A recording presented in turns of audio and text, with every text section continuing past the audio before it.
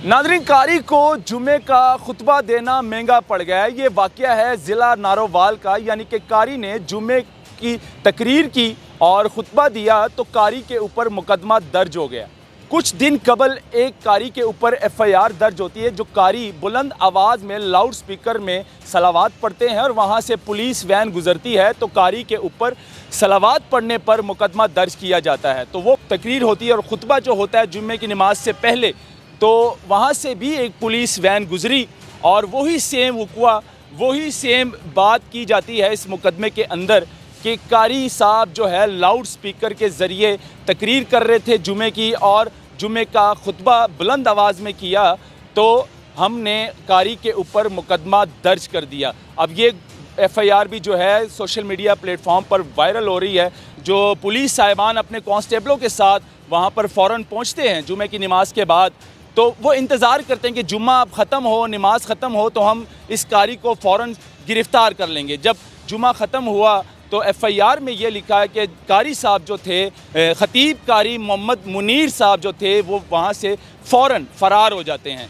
तो यानी कि सेम वक़ुआ, सेम वही टाइम और सेम इस तरह की सिचुएशन इस FIR में लिखी गई है। नाज़रीन, कारी को जुमे का खुतबा देना महंगा पड़ गया है। ये वाक़या है ज़िला नारोवाल का, यानी कि कारी ने जुमे की तकरीर की और ख़ुतबा दिया तो कारी के ऊपर मुकदमा दर्ज हो गया।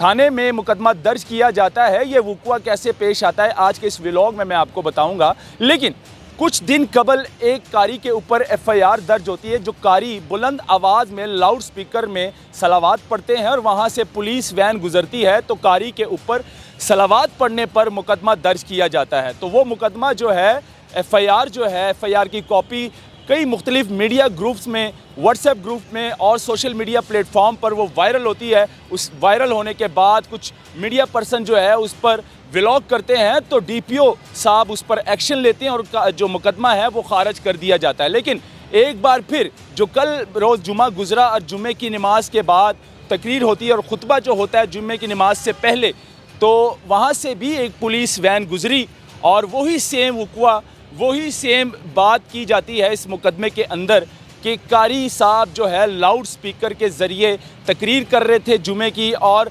जुमे का खुतबा बुलंद आवाज़ में किया, तो हमने कारी के ऊपर मुकदमा दर्ज कर दिया। अब ये FIR भी जो है सोशल मीडिया प्लेटफॉर्म पर वायरल हो रही है।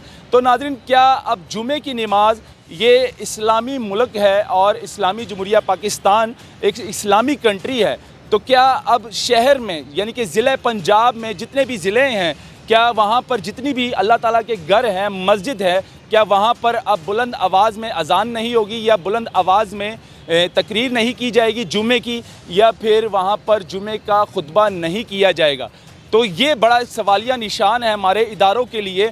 तो क्या लगता है कि इस बार भी कोई DPO साहब, जो ज़िला नारोवाल के जो DPO साहब है, क्या इस पर एक्शन लेंगे, इस FIR पर नोटिस लेंगे और ये मुकदमा खारिज कर दिया जाएगा या फिर इस कारी को गिरफ़्तार कर दिया जाएगा? लेकिन आज के इस व्लॉग में मैं आपको ये बता रहा हूँ कि मुकदमा दर्ज किया जाता है। सेम वही वक़ुआ होता है कि जनाब जो पुलिस साहिबान अपने कांस्टेबलों के साथ वहाँ पर फ़ौरन पहुँचते हैं जुमे की नमाज के बाद, तो वो इंतज़ार करते हैं कि जुम्मा अब ख़त्म हो, नमाज ख़त्म हो तो हम इस कारी को फ़ौरन गिरफ़्तार कर लेंगे। जब जुम्मा ख़त्म हुआ तो FIR में ये लिखा है कि कारी साहब जो थे, ख़तीब कारी मोहम्मद मुनीर साहब जो थे, वो वहाँ से फ़ौरन फ़रार हो जाते हैं।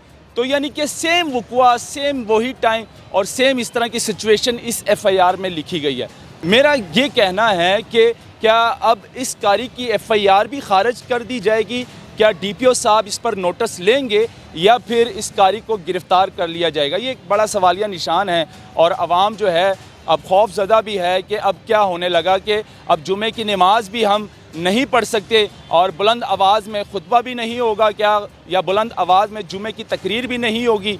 इस्लामी जमहूरिया पाकिस्तान और इस कंट्री में, यानी कि इस्लाम के नाम पर ये जो पाकिस्तान बना है, क्या यहाँ पर वाकई अब मतलब कि जुमे का खुतबा नहीं होगा या फिर जुमे की मतलब कि तकरीर नहीं की जाएगी लाउड स्पीकर में, बुलंद आवाज़ में? तो ये एक सवालिया निशान है आवाम का। तो इस पर क्या नोटिस लेते हैं DPO नारोवाल और क्या इस एफआईआर को खारिज कर देंगे। लेकिन नाजरीन, आप लोगों का क्या कहना है, इस एफआईआर को ज़्यादा से ज़्यादा शेयर करें और अपनी राय जो है कमेंट सेक्शन में दीजिएगा। मुझे दीजिए इजाज़त, अल्लाह हाफ़िज़।